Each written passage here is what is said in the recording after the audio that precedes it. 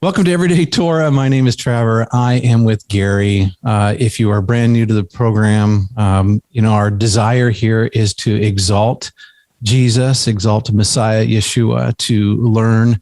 And one of the things that Gary has done with us so far is take us through some introductory material on going through the feast cycle or the feast days and how important they are.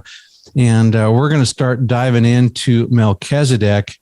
And I'm really excited about this because I know that you've done some further thinking, Gary, since we've been together, and to hear new info. And here's the one thing it's so important for me to say this, I think, as a long-term pastor. Friends, if you're listening to this, one of the things that we idolize in our culture is more and new information. And, knowing all about Melchizedek and how Yeshua is in the order of Melchizedek, this is all very important. I want us to all know this, but information cannot substitute for love and basic obedience. And so please know all that we're going to talk about, but at the same time, goodness, we need to be observing the feast days, just doing the basic love God, love neighbor, observing the Sabbath and Sabbaths. So, Gary, you get my feeling here, right? Yeah, absolutely. Yeah. Because I do think that sometimes people are going to, they'll tap into a topic like this, and whether it be end times or Melchizedek, and everyone's lights go off like, ooh, this is going to be good. And it should be good, right? Yeah. But it can't substitute for daily walking with our Messiah. No, that's right. That's right. And hopefully this information is information that will help people in their walk. Yeah, and that's what I want to encourage people. Yeah. So, you have you told me beforehand maybe a title for the next few hours. Today will be an hour, but we'll work through a series here on Melchizedek. What's your title? How did you phrase that? Melchizedek. Who is this man, and what does he mean to us? Okay. So that's, I think, pretty straightforward. I think it is straightforward. Well, hey, Gary, who is this Melchizedek? Yeah. Who is this guy? Right. Yeah. It's, it's had a rather interesting history, this subject, and it's very obvious if you look at what has been written about it over the years and over the centuries, that this subject has always had a strong air of mystery to it, and rightly so. It is a mystery of sorts. And the one thing I've learned, it's a mystery, but, as I've been going through the Apostle Paul these last years, I realize how many times he's talking to the brethren and Gentile and Jewish brethren, and especially Gentile brethren, and he's talking to them about the mysteries of the faith. And he expresses these mysteries in sort of a tone, if you will, in his writings that, hey guys, this isn't just something esoteric. It's like something foundational. It's important. You need to know this. And now we're blessed, from Paul's perspective in the first century, that we've been given some keys and some tools to unlock those mysteries. The mysteries that were truly mysteries within the context of the Old Testament, or what the Jews refer to as the Tanakh, the Old Testament scriptures, they were mysteries there. And without the additional information of Messiah and what he has done for us, there's no hope of unlocking that mystery completely. So Paul, when he was preaching about these things, and he wrote extensively about the mysteries, and he talked about the mystery of the Jew and the Gentile in the body of Messiah, for instance, and he talks about the mystery of Melchizedek as well, and other mysteries that he regarded as something quite important, and not just important, for what we like to term sometimes head knowledge, but important for our walk. And in fact, if he was the author of Hebrews, and we'll come back and say a little more about that in a moment, right in Hebrews, he begins the topic of Melchizedek, chiding his audience of Jewish believers, predominantly Jewish believers in the book of Hebrews, that they don't know this stuff, that they seem to be ignorant. They still need milk. They can't have the meat and they should be teaching, but they don't know the word of God as well as they should know it. And so I look at that and I think, wow, if a man of his stature, or whoever else obviously had stature, to be able to write to that community and write the way he does, I think this is something that's really important and something we're really missing if we don't understand it. And as we're going to see in a moment when I read that passage more thoroughly, something that is intended to strengthen our faith and our walk, that knowledge specifically. So right. That's. Yeah. So are you reading Hebrews 6:1 through? Just before that, actually. Okay, just gotcha. before that. Yeah, okay, yeah. All right. In fact, that's kind of the lead into the Hebrews. I know, and I don't want to. No, you're going to talk about it, so I don't want to say anything. Yeah. So that's right. Yeah. So this Melchizedek, what I hope to kind of accomplish with you over this series is to hopefully lay to rest some controversy, some confusion that people have had about it. Not everything can be resolved. I can't say to you that I've resolved all mysteries about the mystery of Melchizedek, but I think I have identified some critical elements that don't often get discussed, that need to be discussed, that will help people in their journey to better understand who this person is, what he means to us. So that's kind of my goal. Yeah.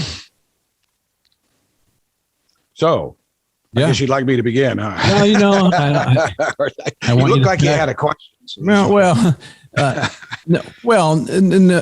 I mean, I could ask the obvious questions. Are you going to resolve the matter on whether or not this Melchizedek is Yeshua? Oh yeah, we'll resolve that. Oh, you'll resolve it. Yeah. All right. But at least in if you're saying the physical person of Melchizedek, that one is still a little bit open, although I will give you a take on it that I hope will add some information and insight. Yeah, I think that issue. Yeah. Now, if you say, is he a type of Messiah? Oh, that's a slam dunk, no brainer. Okay. Fair enough. Yeah. You know, I know all the questions surrounding Melchizedek, so I just thought, it really is. It's pretty. At least it's clear from the New Testament. Yeah, I think the type is. You know, I'm open to the idea of people presenting circumstantial evidence that says, you know, it's just strongly suggests in the same way that whoever the fourth entity was in the fire with Shadrach, Meshach, and Abednego. Yeah. I mean, I can see it, but at the same time, well, anyway, you go ahead and start the presentation. I'll interject as feel free. Yeah, I will. Well, I always like to go to the beginning because what I've learned is the first introduction of a subject in the Bible usually carries with it a significance that's different from follow-up discussions of that subject. So if you can locate the first time something appears in the Bible, it's worth spending some time and thinking very seriously about what's going on there. And what becomes clear, first of all, in Genesis 14, where we find the introduction of Melchizedek, that he is a mystery. I mean, just the way he's presented in the narrative makes you ask questions and questions. You want to know more than the information you're given, and probably. I kind of have sensed, you know, when Moses writes Genesis, remember Genesis is kind of the preamble to the whole law and everything that happens later, you know, in the Torah. And so Moses is writing these narratives, I think, in a sense, with the idea of trying to draw the reader in and to ask these fundamental questions. He often, you know, we look at it as, and from our perspective, and we think, well, why is he telling us more?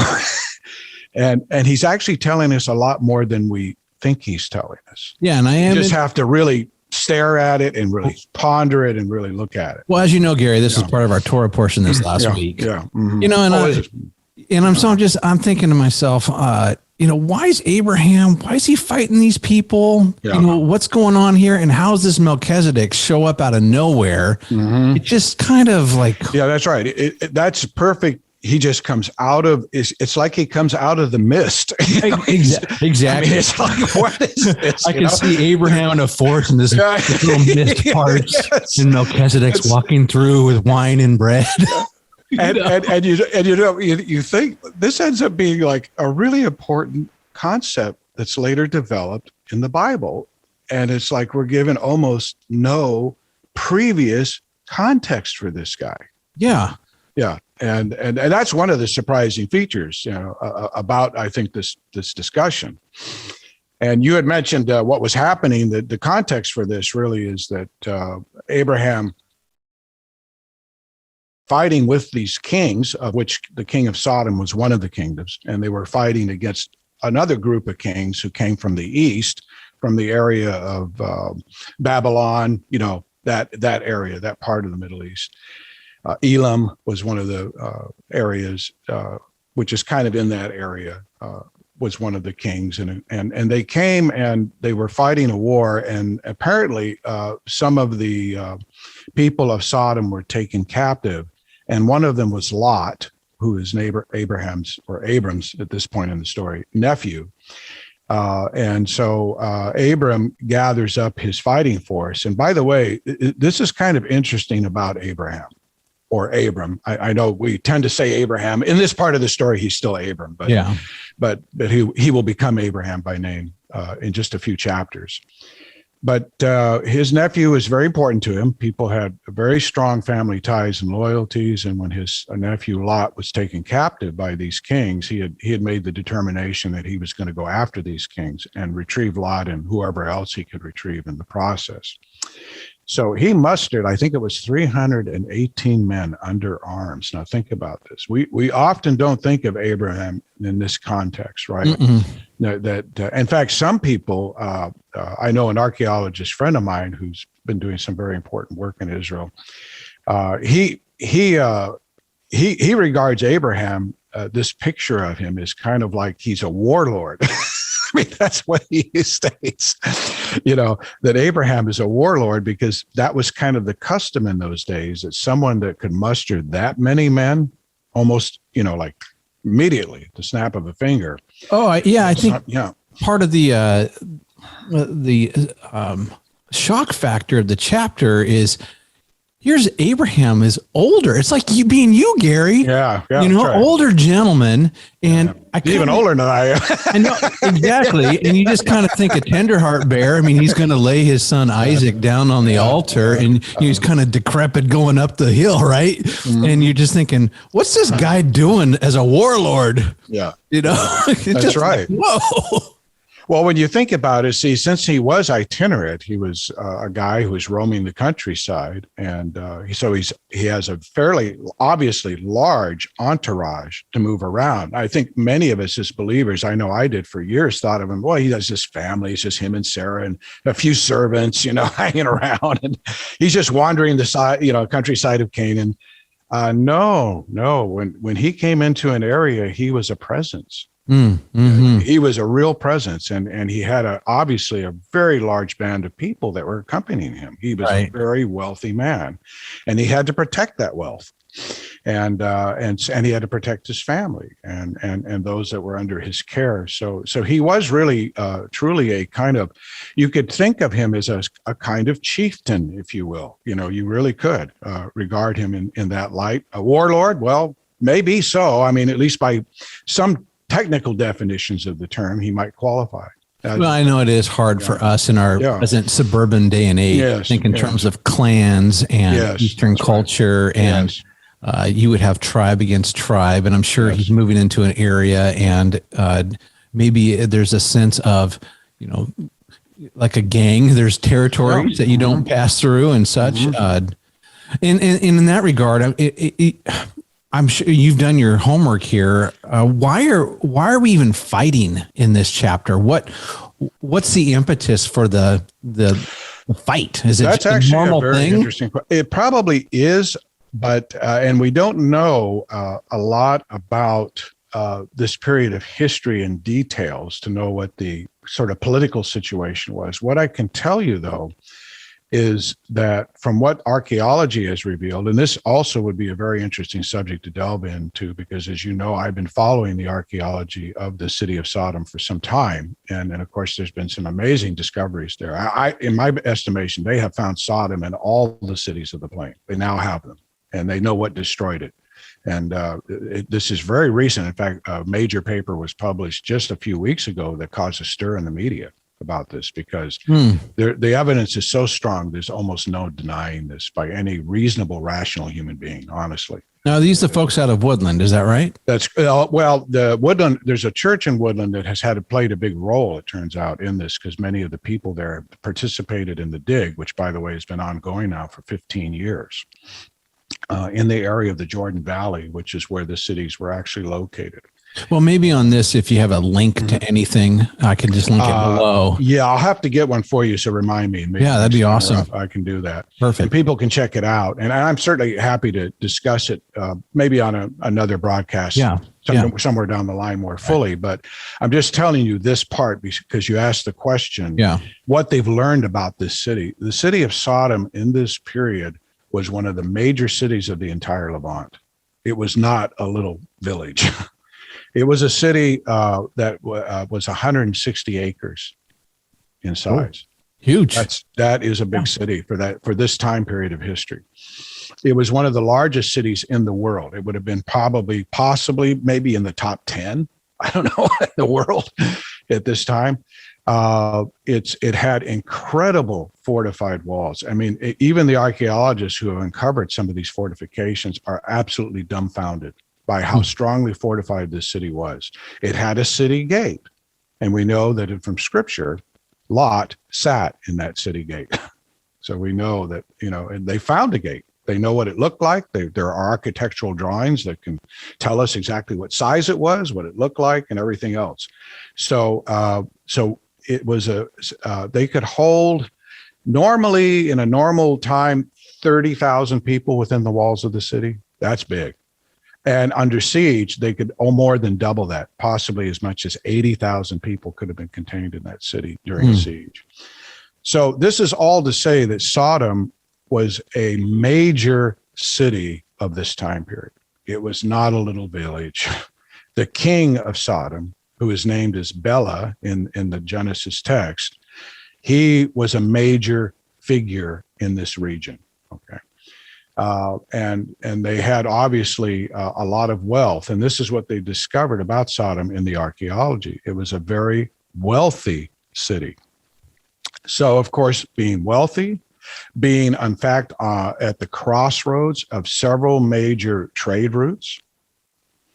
So they had trade. They found things in the city that were from the Mediterranean Sea, from the Minoans, out that far, and from all over that whole region. So it was a major trading center, wealthy, large city with a large number of inhabitants. So just these factors alone would have attracted the kings of the East to come against Sodom to see if they could take it. However, taking it would have been difficult. The fortifications are very sophisticated, among the most sophisticated that they've ever found in that time period. And so probably the people who were taken might have been outside the city and unable to get to refuge within the city when the war was fought. And that's why, and Lot might have been among them. After all, he was a shepherd, right? Yeah. He could have been outside the walls, not able to get back into the city for protection in time. And so he was taken captive, along with a lot of others. So that's why he was fighting. So that's kind of the context to the story. And now Abram's very successful. As far as we know, there's no record that he even lost a man in this battle. So he came back with his entourage. He rescued Lot and a number of people, and as well as wealth from the city of Sodom. And now he's returning. He's not really near, as far as I can tell, Salem at this point. So keep that in mind. It appears that Melchizedek comes out to meet him. In other words, Melchizedek is leaving his place of residence, right? Where Abram is, he's coming to Abram. Okay, that seems to be the tenor of the story here. So I'll just read quickly that portion, starting with verse 18 of Genesis 14. So they've defeated the kings of the east, and they're in this valley of what's called Sheva. That's the context, or the King's Valley. And then we break into the story here. Then Melchizedek, king of Salem, brought out bread and wine, and he was the priest of God Most High. And he blessed him, the him here is Abram specifically, and said, "Blessed be Abram of God Most High, possessor of heaven and earth. And blessed be God Most High, who has delivered your enemies into your hand." And he gave him a tithe of all. That is, the he here again is, and Abram gave him a tithe of all. So this is the situation. The Melchizedek, who we learn is king of Salem, and he's priest of God Most High. Now, this is very important. He's introduced to us as a priest and a king. And this was not common in the ancient world. There aren't many people that bore those titles simultaneously. In fact, it is kind of remarkable that most ancient societies usually kept the priest and the king as distinct offices. Mm-hmm. That was really the norm by far. I mean, even in Indian tribes in North America, right? They had their chief, then they had their medicine man. Right. Yeah. It was like everybody seemed to understand at some primal level that these two offices should be kept distinctive. No, just out of as I'm thinking through the scripture as a whole, is there any other priest king in the scripture? I can't, other than Jesus, I can't think of anyone else. No, there really isn't in the scripture. As far as I'm aware of, he's the only one. And in fact, the only incident we have in Judah where a king tried to assume priestly duties as well as serving as king. And by priestly duties here, I mean specific Levitical priestly duties. So I want to emphasize that, was Uzziah. And there's an incident, and I don't remember where it is exactly, the citation, but one could look it up pretty easily. And he is actually struck with leprosy for attempting to do that by the Lord. Yeah, so let's not do that. He lives his life as a leper. So what that's telling me is God thought, this is not a good idea. Yeah. This is not really good what you're trying to do here. Mm-hmm. And in fact, because we know that the kingly office ultimately has its lineage in the tribe of Judah and the priestly office in the tribe of Levi, you can't find someone that can satisfy by the strict genealogical requirements being a member of those two tribes simultaneously. Yeah. Okay. So in a sense, that by itself tells you that God was making a separation between the offices. But we also have some commandments in the Torah that address this to some extent as well. So it becomes clear that God's intent was that there not be a singular individual occupying those two offices simultaneously until the coming of the Messiah. And so this is a big part of our story. Yeah. So with this one exception, Melchizedek. Yes, that's right. That's right. Okay. Well, this must be a big deal. Yeah, it is a big deal. And these are the kinds of things, that questions you're asking are the right questions. That when people read an account like this, these are certainly the kinds of questions one should be asking. Of course, I understand that if you're new to the Bible, you wouldn't think to ask them, right? But hopefully I'm here. Yeah. Hey, I got to play some role, Gary. Yeah, that's right. I know. So we have to encourage those who are new to try to, as they're reading through, to ponder what they're reading, and to learn as much as they can. They need to read many times. Look, I didn't come to this as a new believer. It took me decades to really begin to understand and have enough sort of background biblical knowledge that when I would come across something like this in the text, I would sit back and say, this is really odd.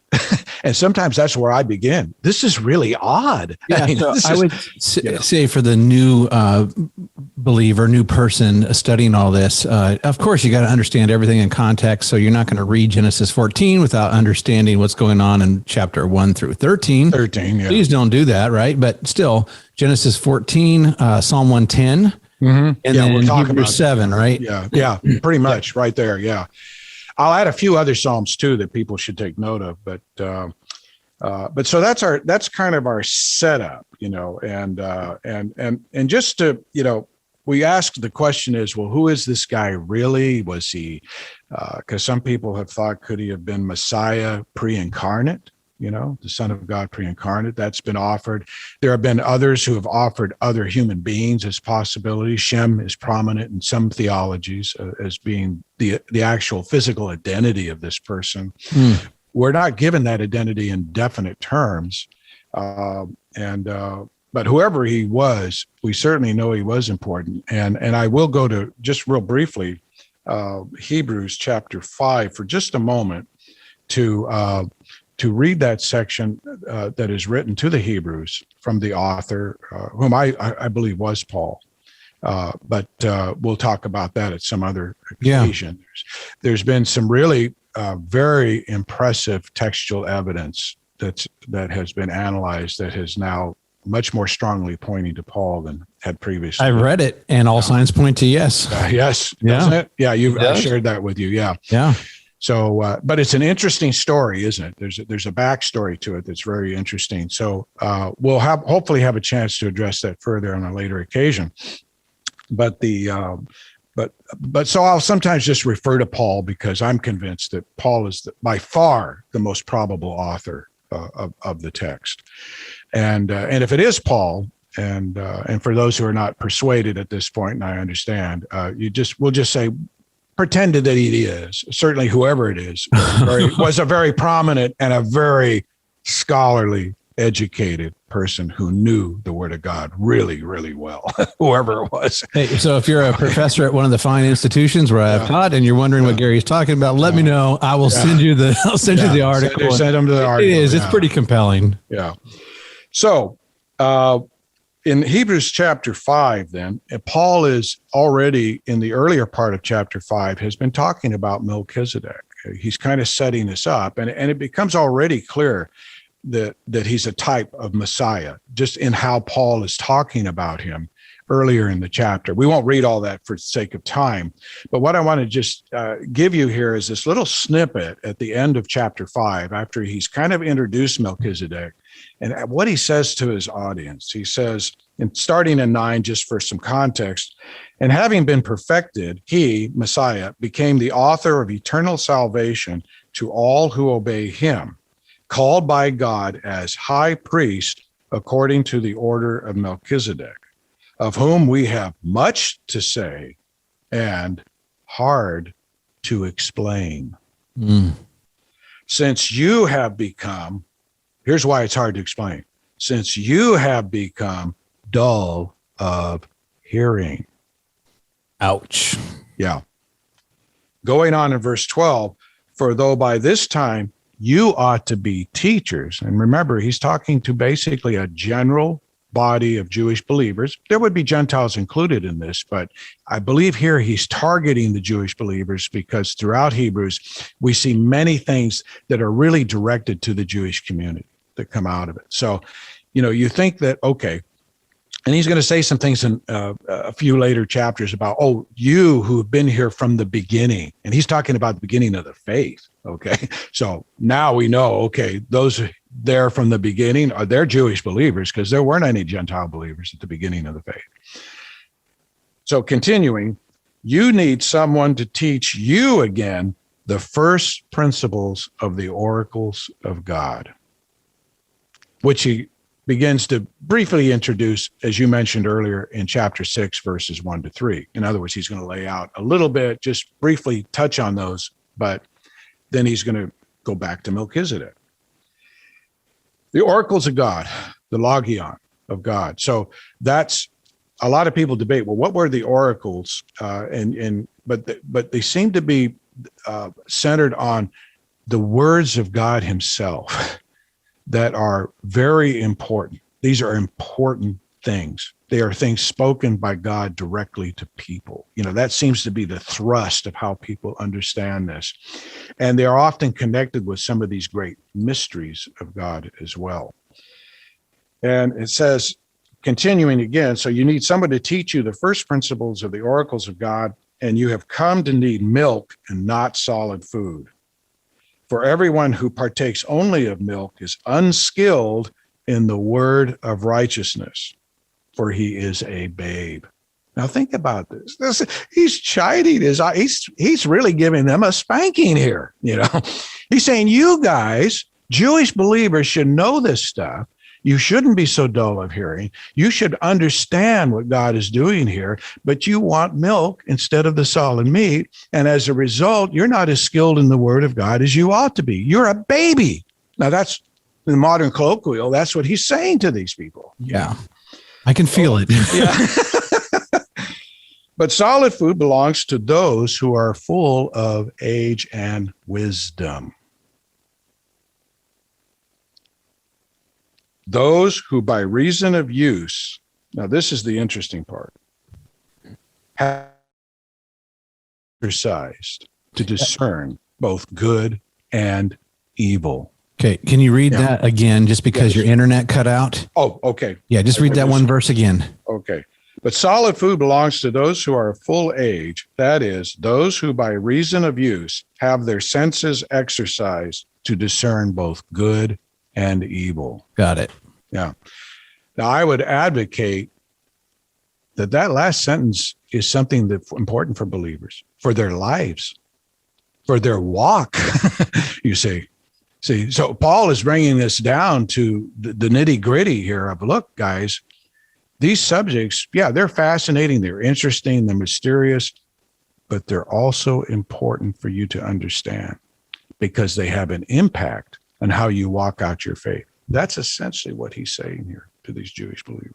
So will you explain to us we need to understand good and evil. So at this point in my teaching, I basically say to people, hey, look, you know what? Yahweh determines good and evil. Mm-hmm. He set that out in the Garden of Eden. Adam and Eve didn't really want that. They wanted to determine that for themselves. Yes. So they ate. Yes. They determined what was good and evil for themselves. They were inaccurate. Yes. That's part of how sin entered the whole thing. And then part of what we do as believers, if we want to understand what is good and evil, we run to God's instruction. We run to the Torah, which is a kind of a primer, the best thing we've got. You know, I know the Torah is not exhaustive, but it sure gives us a really good look at what what God determines as good and evil. Yes, that's correct. Is Paul in some way referencing that they're not even doing that? It's hard to say because on the one hand, it could certainly include that. But here, you know, you can read the Torah and you can know about the principles, right? Yeah. Fair enough. Yeah. So you can, and knowing about something is different than knowing something. And here, Paul ends this verse with discerning good from evil, or good and evil. Discerning, it's a level of understanding that goes, I think, beyond just merely knowing about something. It's knowing something, knowing it very well, so that your mind, your heart, your soul is sensitized to it in a fashion that when you come across it, you immediately recognize it. You know, that kind of sense. I think that's the sense that he's talking about here. Yeah, I totally. Yeah, it's one thing. You know, even people who are Torah observant today, sometimes it's going through the motions. And there's not a knowing behind it. Yeah. That's right. Not fueled by love. It's fueled by religion and such. Yeah, okay. Exactly. All right. I'm tracking. Exactly right. Yeah. And of course, in Judaism as well, since Jewish believers, most of them would have been devout Jews prior to embracing Messiah. Not maybe all, but probably the vast majority. They were already preconditioned into some of these attitudes, if you know what I mean. Yeah. And so for them, they knew a lot of stuff. They knew far more things than their Gentile compatriots, you know.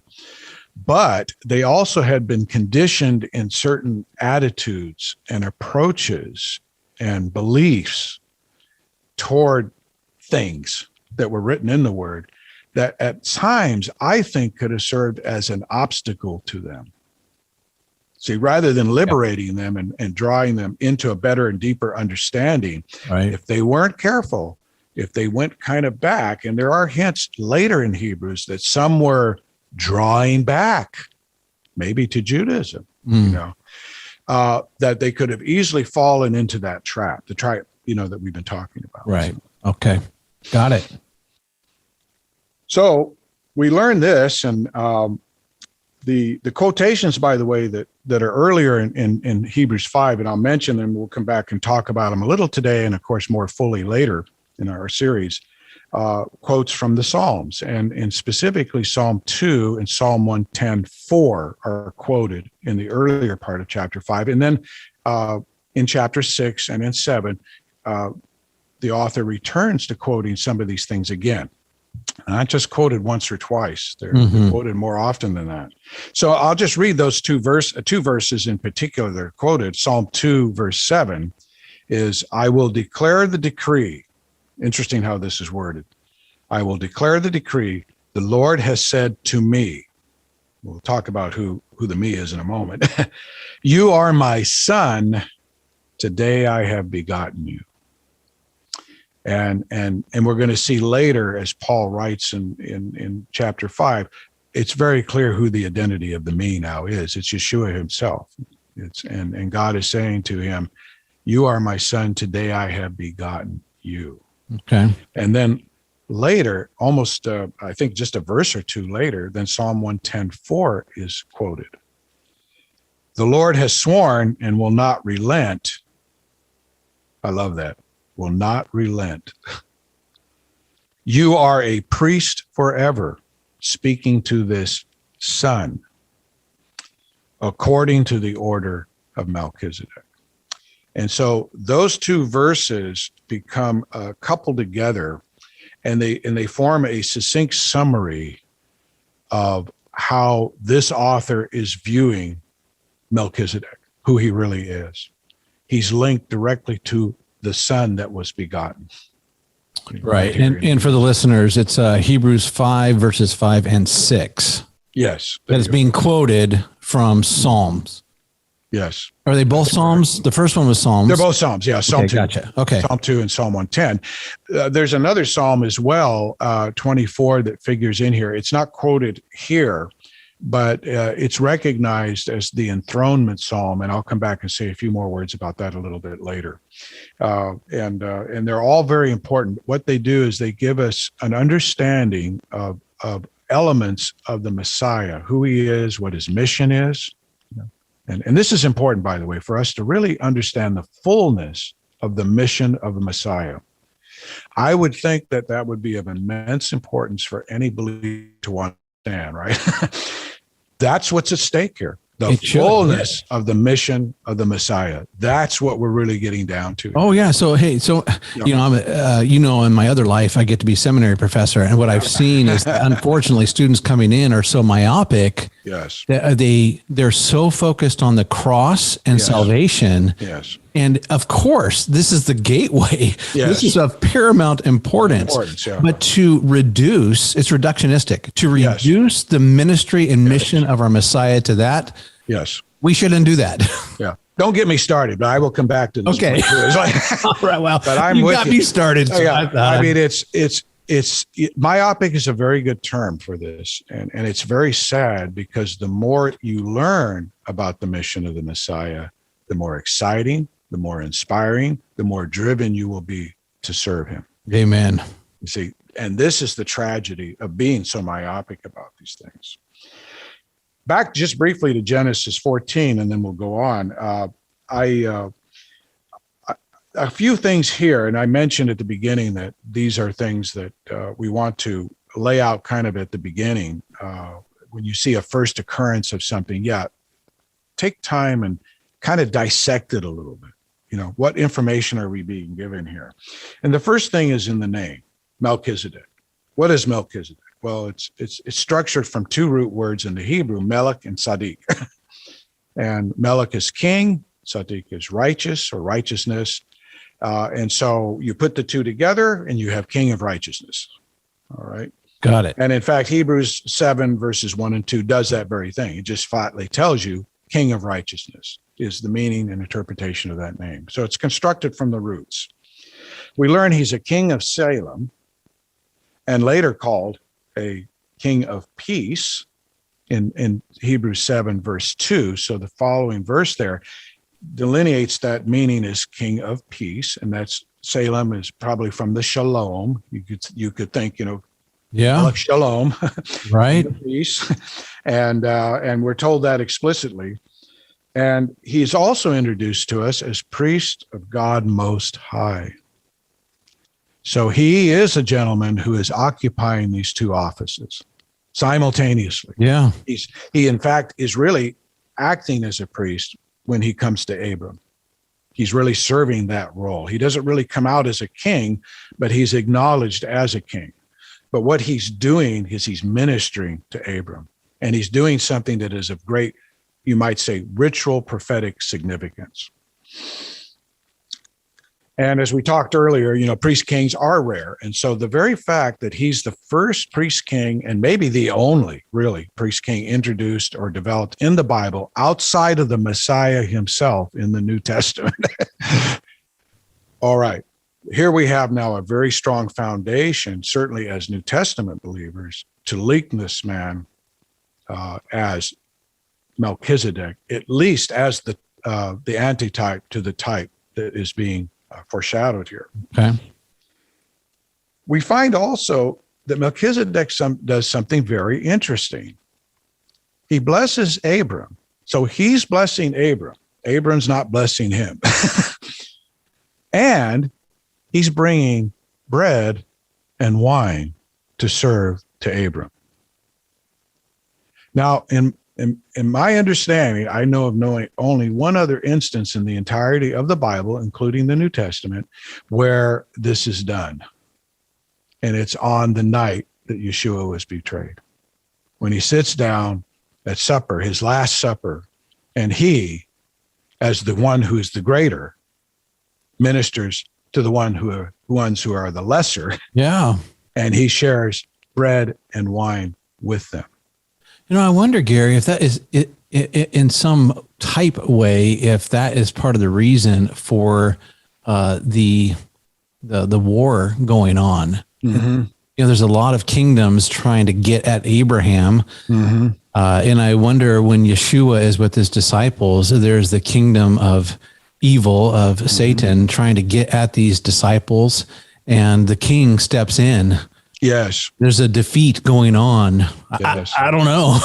Well, it's interesting you mentioned that, because it leads into some reflection I had on the verses that follow, which I haven't read yet, and I may not for sake of time, but in 21 to 24 that follows the verses I read to you earlier, we find the king of Sodom appears to have been present, or at least nearby. Yeah. In other words, he's there. Abram's there. They had just fought a war together, right? Right. Melchizedek, who does he come to? He doesn't come to the king of Sodom. He comes to Abram, and he blesses Abram, and he has fellowship with Abram.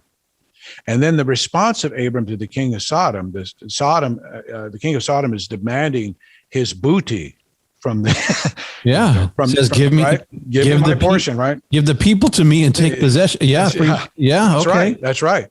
And so Abram makes it very clear to the king of Sodom. And I think this is a fascinating sort of little epilogue to this story, that he says to the king of Sodom, I want no part of you, in effect. He says, I'm not going to take anything that belongs to you. I'm taking those things that belongs to me only, and I will tithe them, those things, right, to Melchizedek, who is representing now God Most High. Isn't that an interesting? Oh, yeah. So it kind of bears on what you were leading up to in your comments earlier, that yes, I think there is a little foreshadowing of a kind of battle going on in the background, of a war, if you will. And that Melchizedek is making a distinction between the children of Abram and the children of Sodom. See that, and Sodom here could be thought of to be representative of the forces and the powers that are antithetical to the law and the relationship with the God Most High that's mentioned in this account. So right. So it does say here. Let's see here.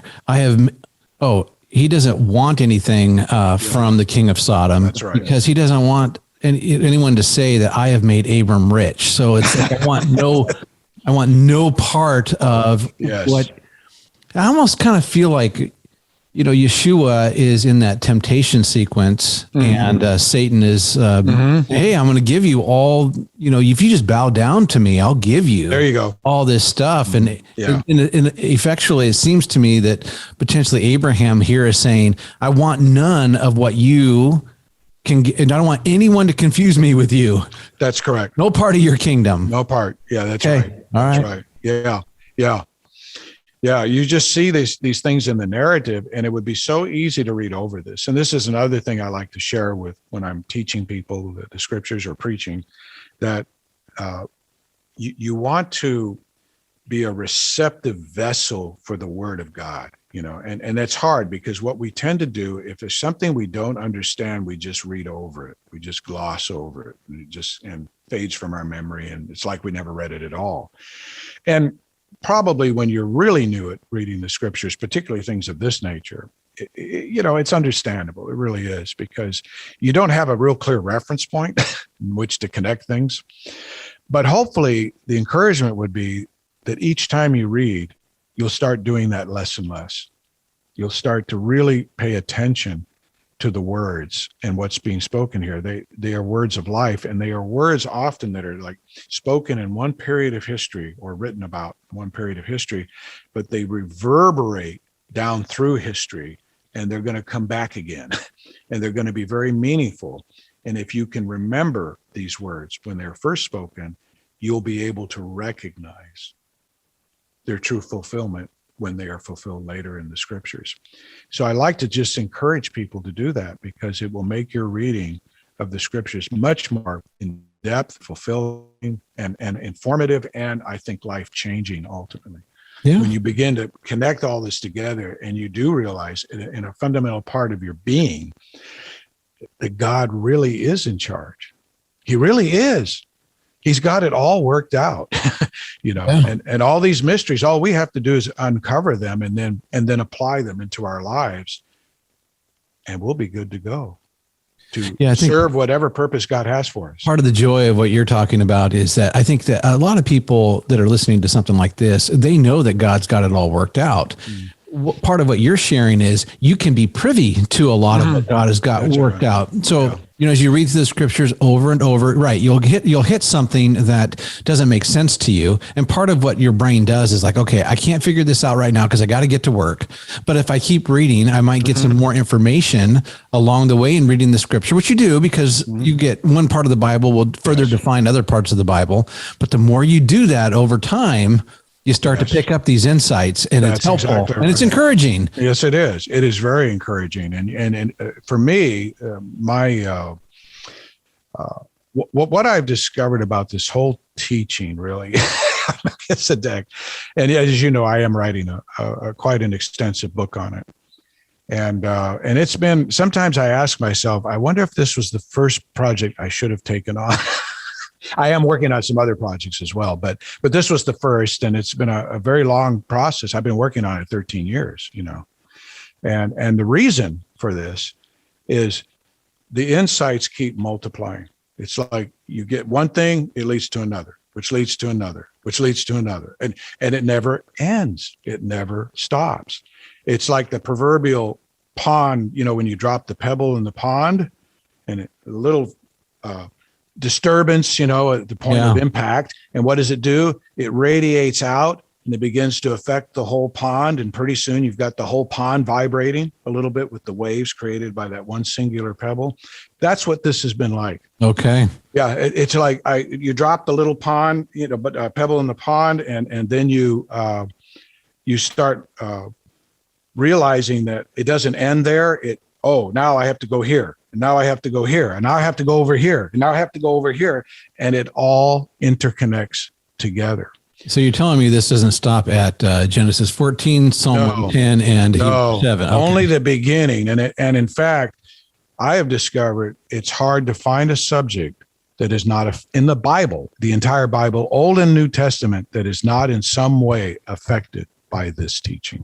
Yeah, I remember the first time Jacob hypothesized that perhaps John was conferring a transference of the priesthood from the Levitical priesthood to the Melchizedekian. I don't know if I said that right. Yeah. At the baptism. Yeah, I think that's right. And I'm just thinking, oh my gosh. Yeah, that's right. Yeah. Who would have thought, right? I know. Who would have thought? Yeah. That's what it's been like. And so as a potential author on this subject, the thing that's been driving me crazy is I don't know where to stop. Your publisher will tell you. Yeah, I know. He will. Yeah. And then I've written all this stuff and they're going to say, get rid of 2/3 of this stuff. I know. Yeah. And it's like, it's really been hard to stop. And so in some ways I've reflected, maybe I should have started on a little simpler project or something, and worked that through first. Hey, but you didn't. The Lord must have had a reason. So I'm glad that we're here talking about it. All right. We got probably 9 minutes here. Okay. All right. I can try to reach a good break point and we're not, doing too bad. Let's see. So you had asked the one question about, the identity of the actual physical personage of Melchizedek. The only thing I can add to the discussion is what's said in Hebrews 7, verses 5, or pardon me, 1-3, first of all, and then later 15-17. So I'll kind of read them in two parts here and then comment briefly and maybe try to get an answer to that question before we go on. Okay. So in verses 1-3 in chapter 7, it says, "For this Melchizedek, king of Salem, priest of the Most High God, who met Abraham," here the author is using Abraham in retrospective, "returning from the slaughter of the kings and blessed him," verse 2, "to whom also Abraham gave a 10th part of all," first being translated king of righteousness, and then also King of Salem, meaning King of Peace. We talked about that a little bit earlier. Right, shalom. Set the context.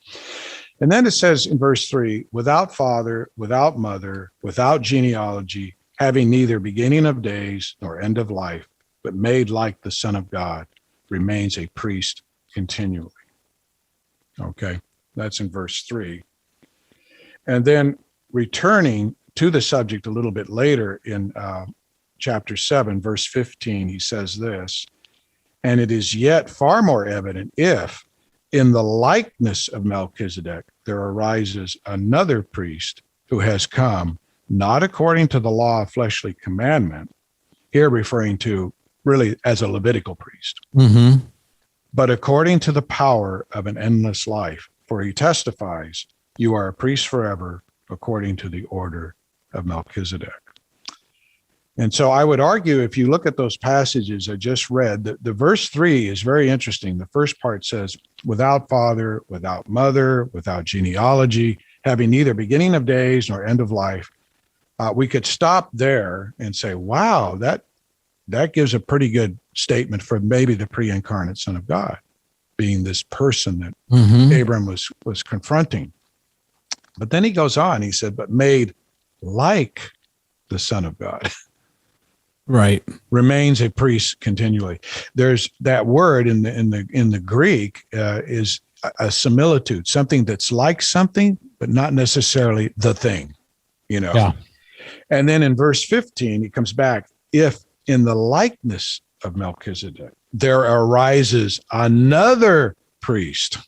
You see, that verbiage is I think telling us it is far more likely that Melchizedek is serving as a type. Who he was as a person, God does not reveal. We don't know. All of that kind of is speculation, basically. Right. But he is definitely serving as a type. And without the father, without the mother, without the genealogy is interesting, because if you look at everything that precedes Genesis 14, right, when God is introducing characters to us, what does he give us? He gives us basically a genealogy. Particularly for the good guys, right? We know for the good guys in the Genesis account, their full genealogy. Yeah. We know who their mother was. Well, we know who their father was. Sometimes we know the mother and sometimes we don't. But we know who the father was. We know the genealogical line. It's well established. But in this case, God makes an exception through Moses in this account. Moses doesn't introduce Melchizedek with a genealogy. He gives us no background, like we shared at the beginning.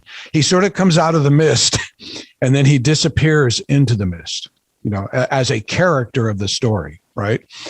And so I'm believing that the author here intended to convey that sense, that that's what he's really after. He's trying to show us that, see, even in the detail that no genealogy is provided here, there's significance in that.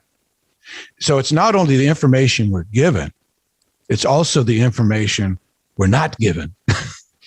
What's not said is as important as what is said here. I believe is what the author is trying to tell us. Right, yeah. So that's probably the best I could do to answer your question. Yeah, perfect. Thank you. And then continuing then, so that we get to a good wrap-up point for today, Hebrews 7, 23 to 25. There's one thing about this priest after the order of Melchizedek that is central to why the author regards this subject as being so important. Verse 23 says, also there were many priests because they were prevented by death from continuing. But he, that is Messiah, because he continues forever, has an unchangeable priesthood. In this case, the unchangeable priesthood actually means not only is it unchangeable by principle, but it doesn't even change in that there's the death of one and there's another that has to succeed him. In other words, he continues on forever. So therefore, he is also able to save to the uttermost those who come to God through him, since he always lives to make intercession for them. Now, this is a very important aspect of the Melchizedek ministry that distinguishes it from the Levitical ministry that preceded it. Though the Levitical ministry had an importance all of its own at the time that it was giving, that was ministering in this way as high priest to the people. We'll talk a little bit more about that when we return to Hebrews, but we'll see that in chapters 9 and 10 of Hebrews, the author, likely Paul, will be talking in great length about the service of Yom Kippurim and the high priestly that are fulfilled in Messiah, specifically relating to that service. And that is extremely important because that very development is really explaining these verses I just read about the true nature of intercession, what's involved in that, the true nature of being able to continually cleanse people from their sins, this type of thing. See, this is going to be explained in great detail by the author in chapters 9 and 10. And so we're going to see that in, I think, the third part. I'll be talking a little bit about that because it's very important for us to understand. I would think, and I know you'll get to this, but of course, our listeners are going to want to have further understanding of, here we are in Hebrews 7. There is a change of priesthood. Mm-hmm. We have, and we'll have to talk about. There is a at the very same time. There is the Levitical priesthood operating until the destruction of the temple in 70 AD. Yes. And then at some point in the future, well, we'd have to talk about that, right? Will that resume? In what way will it resume? Oh, yes. That's part 2, by the way. And I know we're going to get there, but I because we're wrapping up here, I want people to kind of know that where we're going, because it does say in Hebrews 7, correct me if I'm wrong, but if there is a change of priesthood, there is necessarily, I'm using my little finger quotes here, necessarily a change of law, which doesn't mean we're going to change all of the Torah law. It's just in regard to the priesthood. That is correct. Yeah, so I think we'll want to unpack that a bit more. And just kind of what that looks like, because it doesn't seem to me that, if we have a high priest now that is serving indefinitely, does not die, does not need to offer year after year in that way. And I know you're going to go into Yom Kippurim as we move through the remainder of Hebrews, but I'm just thinking, people need to like, and not just understand, but know how it works, in the sense that we know that the law itself with the feast days are a shadow.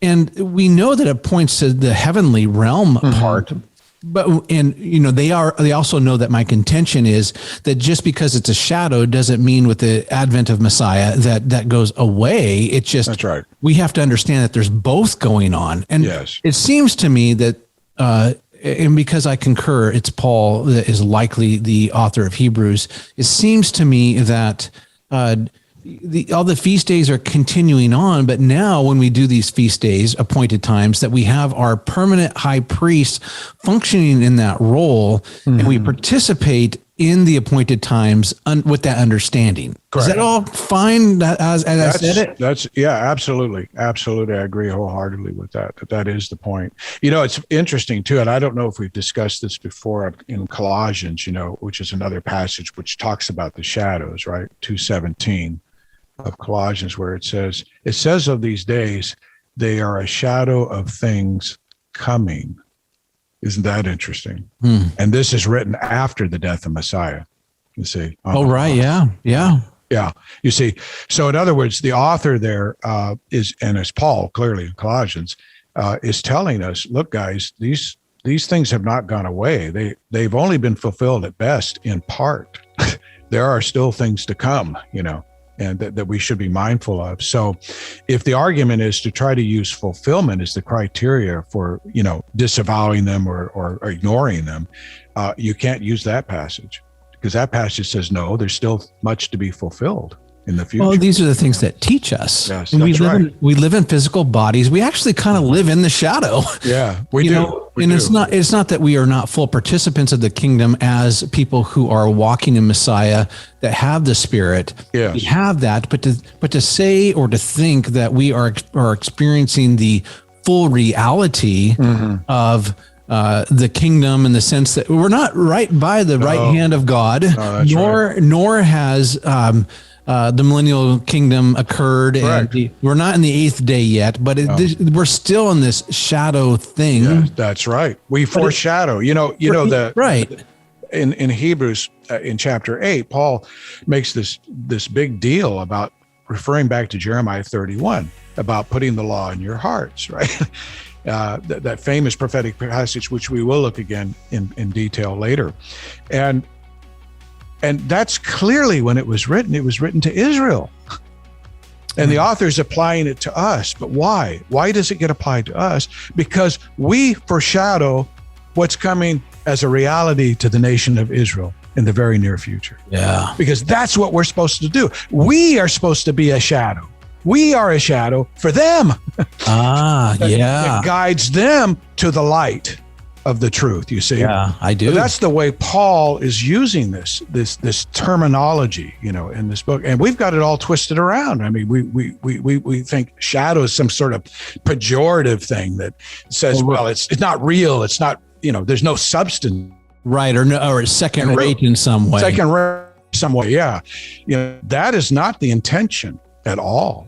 When you talk about these matters, they were considered actually as very important shadows. Well, Gary, I am looking at the clock here, and hey, listener, if you are with us still, first of all, I applaud you. Hey, the things of the scriptures. I understand that people click on sound bites and they monitor their informational intake based on what they can get in 5 minutes or less. The scriptures don't work that way. No, they don't. Never have. They never will. Yeah. The Lord, and this is part of my contention, is at some point, believer, Yahweh must be your life. This is it for you. And so what better use of your time than to learn about, walk with your Messiah. And it just takes time to do it. So keep putting the work in. When I come back with Gary next time, we're going to continue to unpack Melchizedek. We'll look at all the kind of what I call basal, we'll just call basal text for now, the primary rubric. But at some point we'll get into Ezekiel, and we'll get going through the rest of Hebrews and how the Hebrew writer is continuing to play out this idea of our permanent high priest in relation to the new covenant. I hope I have not overspoke here, but no, not at all. We'll get to all these things. So anyway, Gary, I just want to say thank you so much for your time today. And friends, remember this: you might learn a ton of stuff on this channel, learn all about Melchizedek. But if we are not doing this simple day-to-day in love, walking with our Messiah, humbly obeying the instruction of our God, otherwise known as the Torah, we can know everything in the world if we're not humbly loving and walking day by day with our Messiah. We got nothing, folks. When our Messiah returns, it is important that he finds us faithful. Okay. We know that the blood of Yeshua makes us righteous, but at the same time, we want to be found walking in righteousness. And that is why we call it Everyday Torah. We'll see you next time. Amen.